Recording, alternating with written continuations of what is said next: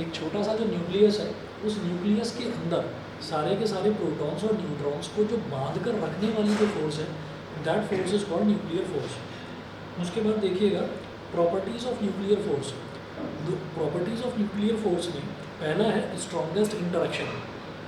Strongest interaction का मतलब क्या है कि देखिएगा इसमें nuclear force is the strongest interaction known in nature that holds the nucleons together despite the strong electrostatic repulsion between the protons. The relative strength of gravitational, electrostatic and nuclear forces is this. तो आप ये देखिएगा कि यहाँ पर है Fg ratio Fe ratio Fn 1:10⁻36 10⁻38। तो ये चीज़ कई बार दिमाग में आती है कि सारे के सारे जो प्रोटॉन्स हैं, वो सारे के सारे प्रोटॉन्स जो हैं वो एक छोटे से बहुत छोटे से न्यूक्लियस के अंदर इतने सारे प्रोटॉन्स कैसे रह सकते हैं। क्योंकि जब प्रोटॉन्स हैं, हमने माना कि प्रोटॉन्स भी है, प्रोटॉन्स के साथ साथ न्यूट्रॉन्स भी हैं जो न्यूक्लियस के अंदर रहते हैं।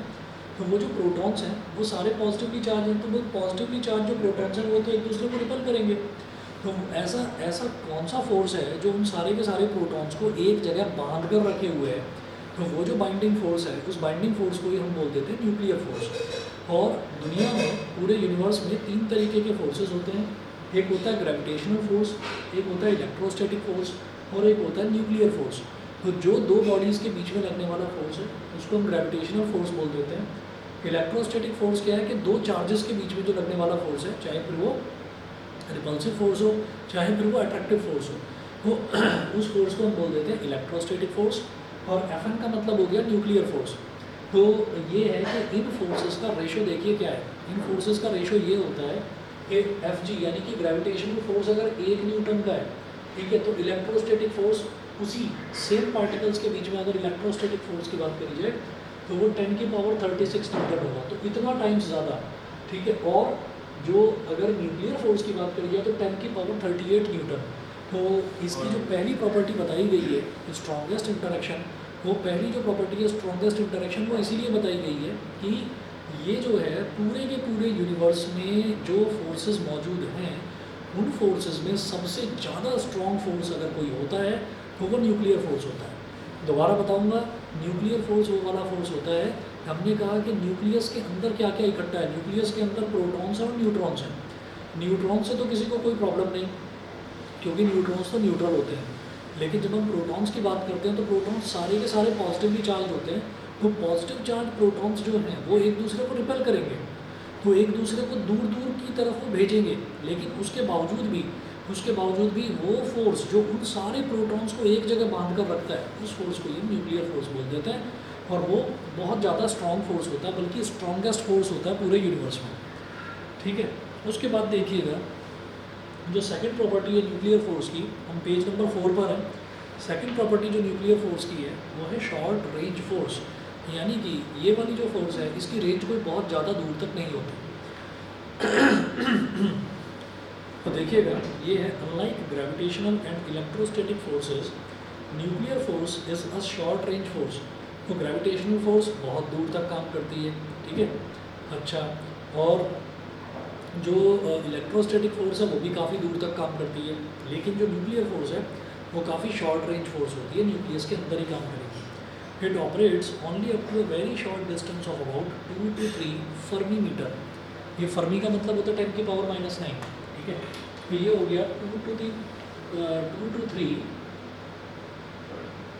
फर्मी मीटर बोलते हैं इसको। तो मुझे मालूम है जो ग्रेविटेशनल फोर्स है, ग्रेविटेशनल फोर्स बहुत लॉन्ग रेंज फोर्स है। कैसे कि अगर हम बहुत ऊंचाई पर एरोप्लेन अगर उड़ रहा है और उस एरोप्लेन से अगर आप कोई भी पैकेट नीचे फेंकेंगे तो वो ग्राउंड पर आकर गिरेगा जरूर। वो किसकी वजह से गिर रहा है? उस ग्रेविटेशनल फोर्स की वजह से। इसी तरह से इलेक्ट्रोस्टैटिक फोर्स भी बहुत दूर तक काम करती है। इलेक्ट्रोमैग्नेटिक रेडिएशंस तो एक जगह से अगर मोबाइल का सिग्नल दूसरी जगह जाता है तो वो सिग्नल रिसीवर एंड पर पहुंचता जरूर है, ठीक है। तो इलेक्ट्रोस्टैटिक फोर्स जो है वो भी काफ़ी स्ट्रॉन्ग और बहुत लॉन्ग रेंज फोर्स होती है, लेकिन इसकी रेंज बहुत कम होती है, 2 से 3 फर्मी मीटर तक, बस इतनी रेंज इसकी निकलेगी।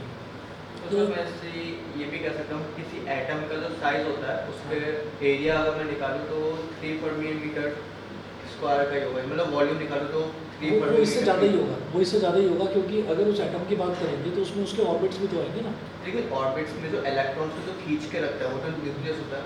अब उसकी न्यूक्लियस का रेंज यही होगा, अगर उसकी 2 से रेंज 3 तक, 2 से 3 तक है, उससे बड़ा नहीं हो सकता। तो वही मैं कह रहा हूँ एटम का साइज भी बस इतना ही हो सकता बस इतना ही हो सकता है, इससे बड़ा नहीं हो सकता, वो रेडियस एक तरह से। है। हाँ अच्छा, उसके बाद देखेंगे थर्ड है variation with distance. Variation with distance देखिए, यहाँ पर है the graph of potential energy, the graph of potential energy of a pair of nucleons. Nucleons का मतलब क्या हो गया कि प्रोटॉन्स और न्यूट्रॉन्स, उनको टुगेदर हम न्यूक्लियॉन्स बोल देते हैं। न्यूक्लियस के अंदर रहने वाले जितने भी पार्टिकल्स हैं उनको हम टुगेदर न्यूक्लियॉन्स बोल देते हैं। तो the graph of potential energy of a pair of nucleons as a function of their separation small r is shown in figure. The potential energy is minimum at a distance of 0.8 fermi metre. तो ये जो graph है, बस ये graph आपको याद रखना है। कैसे?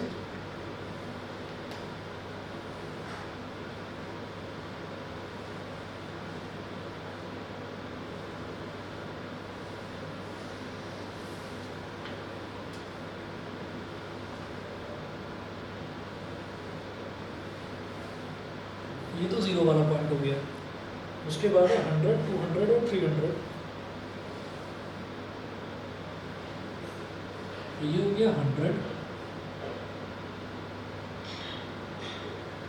ये हो गया 200 और ये हो गया 300। 100, 200 और 300, और यहाँ नीचे -100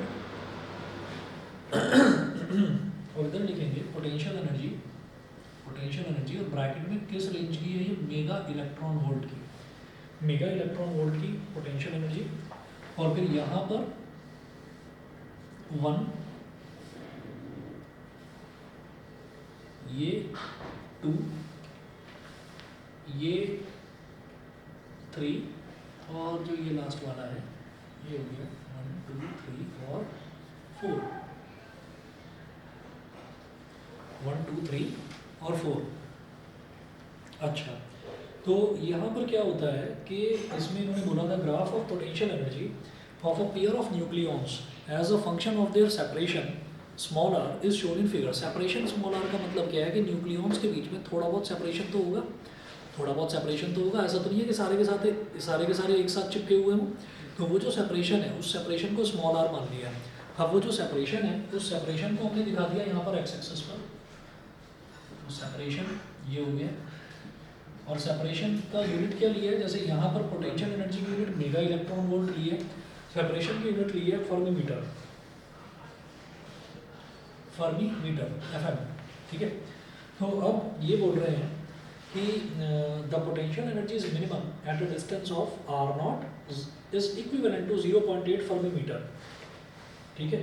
तो ये ऐसे यहाँ से आएगा,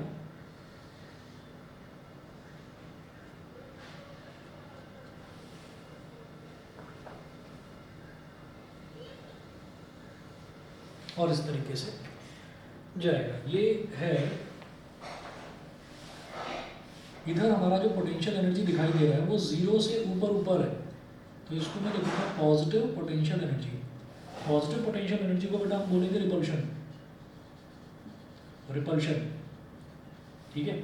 और यहाँ पर हम बोलेंगे नेगेटिव पोटेंशियल एनर्जी। तो नेगेटिव पोटेंशियल एनर्जी का मतलब क्या है, अट्रैक्शन। मैंने कल भी आपको बताया था कि नेगेटिव पोटेंशियल एनर्जी जब हम कैलकुलेट कर रहे थे तो पोटेंशियल एनर्जी नेगेटिव क्यों निकल कर आ रही थी, वो नेगेटिव इस वजह से निकल के आ रही थी कि वो ना इनवर्ड होता है फोर्स, वो इनवर्ड फोर्स होता है। जैसे यहाँ पर न्यूक्लियस है, यहाँ पर न्यूक्लियस है, तो जो उसको अंदर न्यूक्लियॉन्स को जो अंदर की तरफ खींच कर रखेगा वो वाला जो है वो पोटेंशियल एनर्जी हमारा इनवर्ड जो होगा वो नेगेटिव होगा। तो इस वजह से ये तो हो गया नेगेटिव पोटेंशियल एनर्जी अट्रैक्शन, ठीक है। और अट्रैक्शन जो है, अट्रैक्शन एक्चुअल में तो होगा नहीं, भाई पॉजिटिव पॉजिटिव चार्जेस जो हैं उनके बीच में एक्चुअल में तो अट्रैक्शन होगा नहीं, न्यूक्लियर फोर्स ने ही जबरदस्ती उनको बांध रखा है अंदर न्यूक्लियस के अंदर, नहीं तो निकल जाएंगे बाहर एकदम, ठीक है। तो ये वाला जो पॉइंट है, this point is approximately 0.8 fermi metre. तो भाई 0.8 फर्मी मीटर पर आकर हमारी पोटेंशियल एनर्जी मिनिमम हो जाती है, कितनी, -100 electron volt, mega electron volt, ठीक है। और उसके बाद फिर उसके आगे जैसे 0.8 फर्मी मीटर से आगे अगर सेपरेशन बढ़ता जाएगा तो जो पोटेंशियल एनर्जी है वो पोटेंशियल एनर्जी थोड़ी बढ़ जाएगी, लेकिन फिर भी पोटेंशियल एनर्जी रहेगी नेगेटिव। क्यों? क्योंकि अगर पोटेंशियल एनर्जी पॉजिटिव हो गई तो फिर वो बाहर की तरफ निकल जाएंगे। तो इसका मतलब ये है कि 0.8 पर हमारी पोटेंशियल एनर्जी मिनिमम होगी, मिनिमम वैल्यू कितनी है, -100 मेगा इलेक्ट्रॉन वोल्ट, ठीक है। और ये इस तरीके का, बस आपको कोई एज सच बहुत ज़्यादा एक्सप्लेनेशन मैं तो समझा रहा हूँ, लेकिन आपको एग्जाम में बहुत ज़्यादा एक्सप्लेन करने की ज़रूरत नहीं है, बस ये ग्राफ आप बना देंगे।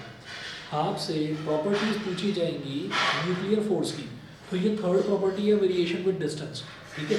तो पहली प्रॉपर्टी क्या थी, पहली प्रॉपर्टी थी स्ट्रॉन्गेस्ट इंटरेक्शन, मतलब इससे ज़्यादा स्ट्रॉन्ग फोर्स होता नहीं है पूरे यूनिवर्स में।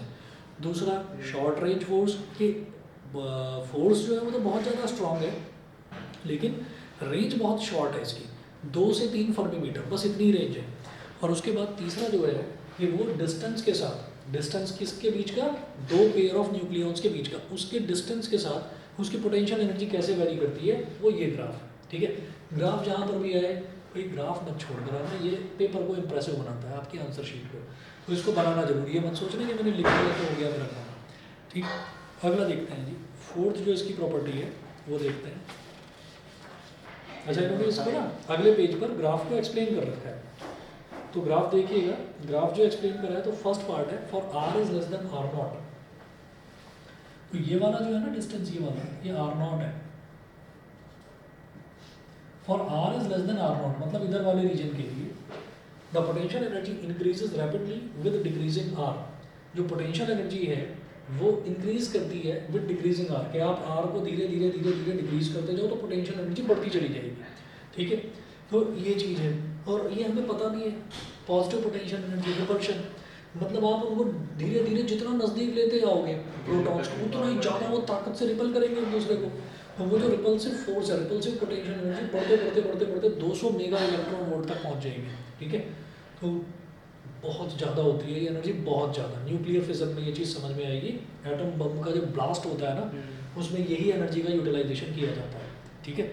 अच्छा, उसके बाद देखिएगा, फिर दूसरा है for r is greater than r0, for r is greater than r0 मतलब अब सेपरेशन में बढ़ाता जा रहा हूँ, the potential energy gradually decreases to 0 with increasing r, it indicates attractive nuclear force, the attraction is maximum at r0 is equivalent to 0.8 fermi meter and varies inversely with distance। तो ये हमको समझ में आ गया कि जब r0 से ज़्यादा होता है, यानी कि डिस्टेंस जब इस मिनिमम डिस्टेंस से ज़्यादा होता है, तो हमारा पोटेंशियल एनर्जी जो है वो लगभग 0 के बराबर पहुंच जाती है, लगभग अप्रोच करती है।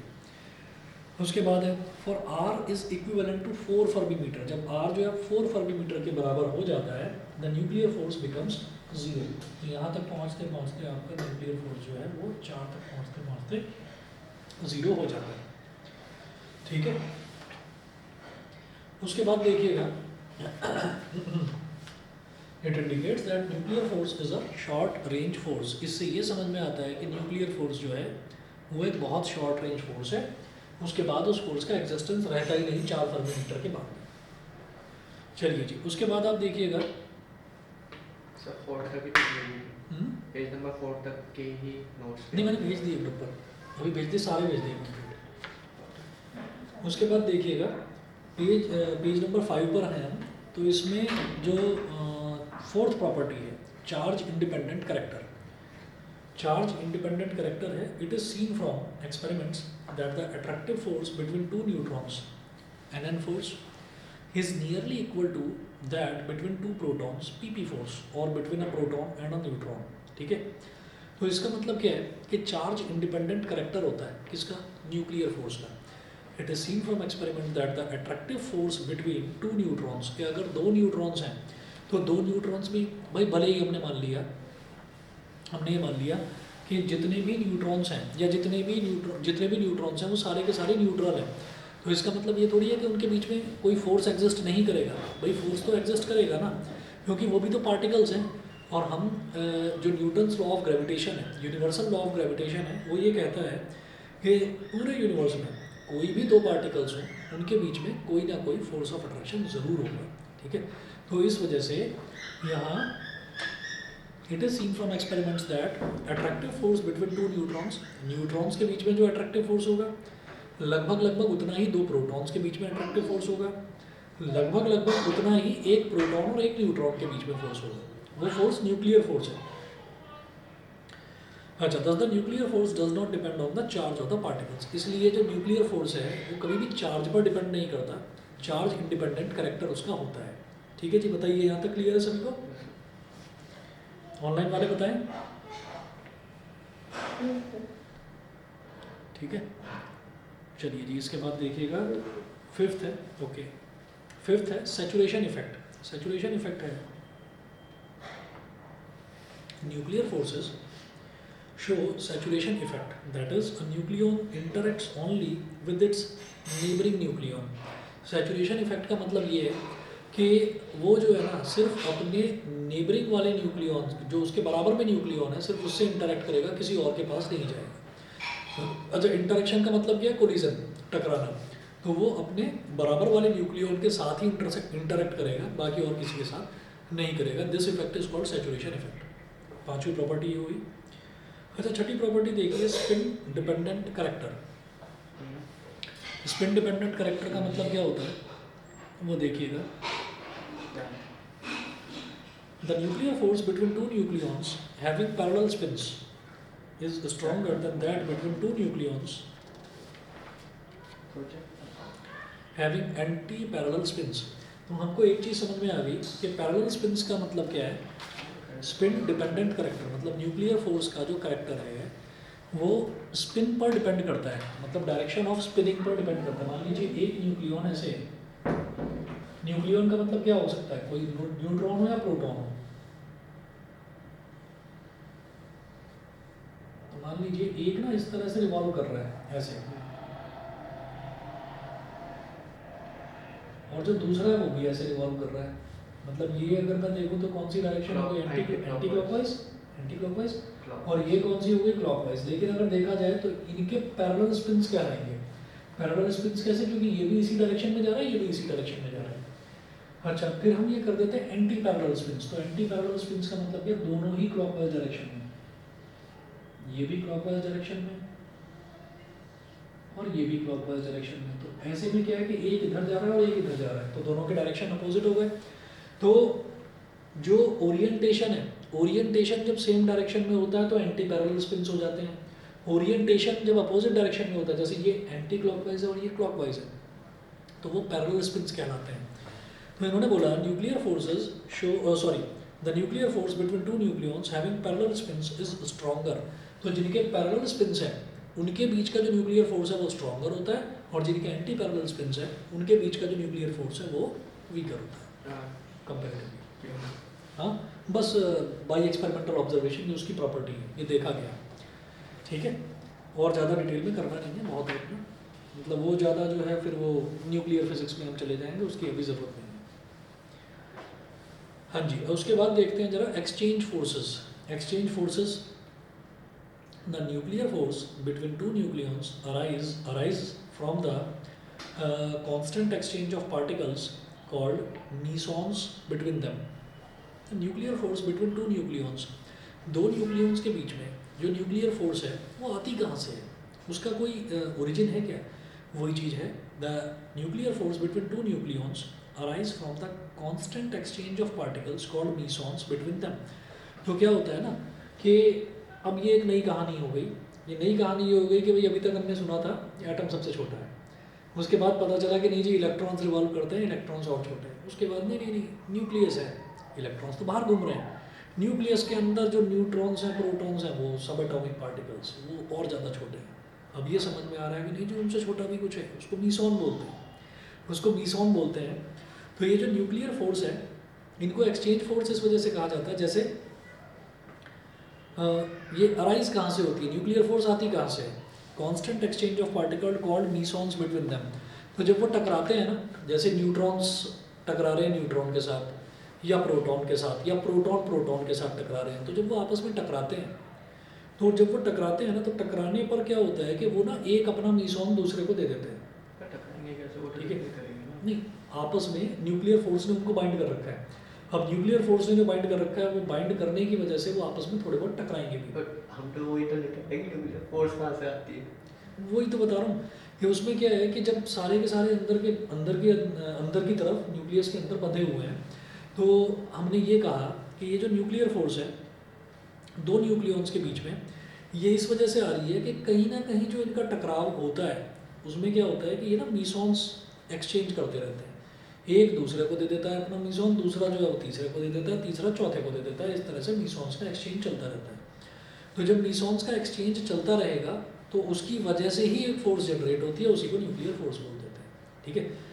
तो एक बस ये चीज़ याद रखना कि यहाँ पर आपको जो एक्सचेंज फोर्सेस हैं, इसमें मीसॉन्स का जिक्र ज़रूर करना है।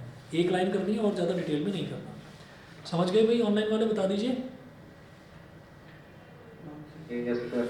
ठीक है। चलिए, इसके बाद जो है 8वां देखते हैं। 8वां क्या है? Non central force. The nuclear force between two nucleons does not act along the line joining there centres. जैसे हम कहते हैं ना कि जो ग्रेविटेशनल फोर्स है वो सेंट्रल फोर्स होती है। कैसे? कि हम किसी भी ऑब्जेक्ट को ग्राउंड पर खड़े होकर किसी भी डायरेक्शन में उछालें, क्योंकि वो सेंटर की तरफ सेंट्रल फोर्स होती है ग्रेविटेशनल फोर्स, तो वो सीधा ही आके ऐसे गिरेगा, ऐसे। कभी भी ऐसा नहीं होगा कि मैंने बॉल को ऐसे हवा में फेंक दिया और बॉल टेढ़ी मेढ़ी ऐसे घूमती हुई आ रही है। वो सेंट्रल फोर्स है, तो इसका मतलब वो हमेशा अर्थ के सेंटर की तरफ ही इंडिकेट करती हुई सीधी ही आकर नीचे गिरेगी। ठीक है। तो इस तरीके से जो न्यूक्लियर फोर्स है, न्यूक्लियर फोर्स जो है वो सेंट्रल फोर्स नहीं होता, नॉन सेंट्रल फोर्स है। मतलब कहीं से भी कैसा भी उसका डायरेक्शन हो सकता है। तो भैया ये 8 प्रॉपर्टीज़ थी न्यूक्लियर फोर्सेस की। ये 8 प्रॉपर्टीज़ आपको लर्न करनी है। उसके बाद अगला टॉपिक देखेंगे हम, Einstein's mass energy equivalence. Einstein mass energy equivalence, ये हम जानते हैं कि E is equal to mc² होता है। आइंस्टीन ने मास में और एनर्जी में एक इक्विवेलेंस रिलेशनशिप बनाया था, उसको E is equal to mc², वो उसका फॉर्मूला होता है आइंस्टीन मास एनर्जी इक्विवेलेंस का। सुनिए, in his special theory of relativity Einstein showed that E is equal to mc². This equation suggests that even when a particle is at rest, having zero kinetic energy, it still possesses an enormous amount of energy because of its mass. उसके अंदर बहुत सारी energy होती है अपने मास की वजह से। The mass of a particle is measured in a frame of reference in which the particle is at rest, is called its rest mass and is denoted by m0. Thus, the total energy of a particle is sum of its rest mass यानी कि m0c² and its kinetic energy t. तो kinetic energy को उन्होंने t बोल दिया, kinetic energy को T बोल दिया। और उसके बाद अगर कोई पार्टिकल रेस्ट में है, तो रेस्ट में जो है, तो रेस्ट में जो उसका मास होगा उसको रेस्ट मास बोल दिया। तो ये कहा कि आइंस्टीन का मास एनर्जी इक्विवेलेंस जो अब तक पढ़ते आए हैं, E is equal to mc², उसमें थोड़ा सा मॉडिफिकेशन है, m0c² प्लस t। तो हम जानते हैं ना कि जो टोटल एनर्जी होती है वो क्या होती है, kinetic energy plus potential energy. तो इन्होंने ये बोल दिया कि ये रेस्ट मास है, तो रेस्ट में जब कोई भी ऑब्जेक्ट होता है तो उस दौरान जो एनर्जी होती है that is called potential energy. तो ये पोटेंशियल हो गई और टी को बोल दिया kinetic energy. E is equal to m0c² plus T, where T is called its kinetic energy. फिर है पेज नंबर 7 पर आप आइएगा।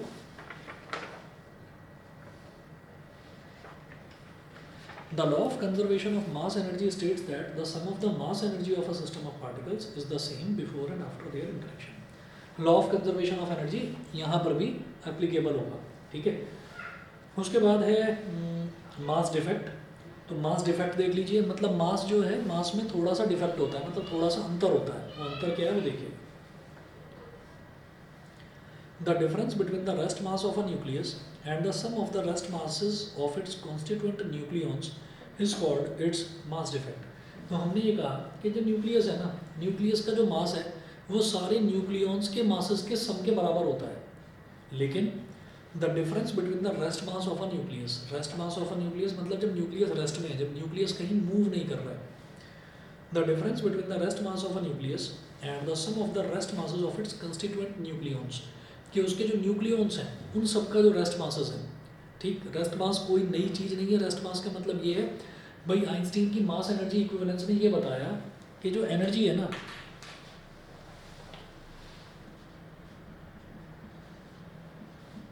E is equal to mc square, ये हमने पढ़ा था रिलेशन में। तो आइंस्टीन ने ये बताया कि भाई अगर किसी ऑब्जेक्ट की एनर्जी ज़्यादा हो और उसकी एनर्जी अगर ज़्यादा है तो उसी हिसाब से मास भी ज़्यादा हो जाएगा, समझ गए। और अगर एनर्जी कम है तो मास भी कम, क्योंकि c स्क्वायर तो कांस्टेंट है ना, स्पीड ऑफ लाइट का स्क्वायर। तो उसने ये बोला था कि मास उसका चेंज होता रहता है। तो उन्होंने ये कह दिया कि भाई रेस्ट मास बता दीजिए आप, रेस्ट मास कितना होगा। तो रेस्ट मास जो है वो अलग नहीं है कोई चीज़।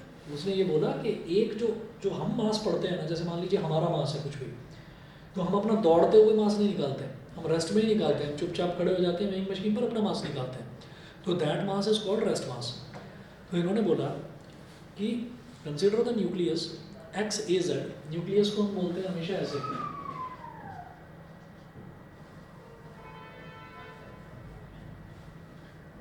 Z नीचे और A ऊपर। Z क्या है, एटॉमिक नंबर नीचे, और A क्या है, एटॉमिक मास ऊपर। It has Z protons and A minus Z neutrons. जिनको मालूम है कि Z क्या होता है, एटॉमिक नंबर, तो Z क्या हो गया, number of protons.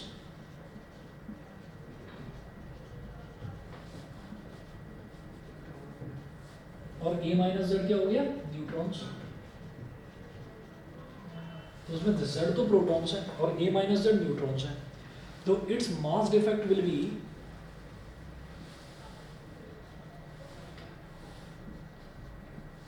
Delta M is equal to Z और MP लिखा हुआ है नीचे। MP का मतलब क्या है, मास ऑफ प्रोटॉन्स, ठीक है, और कितने प्रोटॉन्स होंगे, Z के बराबर ही होंगे भाई, Z ही तो एटॉमिक नंबर होता है, उतने प्रोटॉन्स होते हैं। तो ZMP प्लस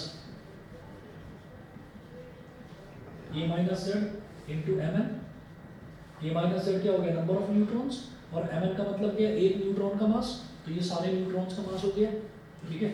ये सारे के सारे प्रोटॉन्स का मास हो गया, ये सारे न्यूट्रॉन्स का मास हो गया। तो प्रोटॉन्स और न्यूट्रॉन्स का मास आ गया मेरे पास, ठीक है।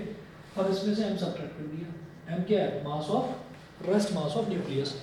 तो रेस्ट मास ऑफ न्यूक्लियस में और प्रोटॉन्स के और न्यूट्रॉन्स के मास के सम में जो डिफरेंस है that is called mass difference, ठीक है। Where MP, MN and M are the rest masses of a proton, neutron and the nucleus respectively, ठीक है जी। इतना करिए, उसके बाद जो है लगभग आधा चैप्टर ये फिनिश हो गया। उसके बाद फ्यूज़न फिजन जो है वो कल की प्रॉपर क्लास में कराता हूँ शाम को, ठीक है। आज इतना कर लीजिए।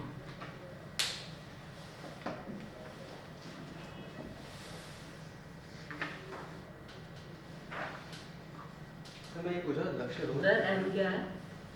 M है mass of nucleus, rest mass है ना? हाँ रेस्ट मास है, रेस्ट मास ऑफ न्यूक्लियस, ये रेस्ट मास ऑफ न्यूट्रॉन, ये रेस्ट मास ऑफ प्रोटॉन, ठीक है ना।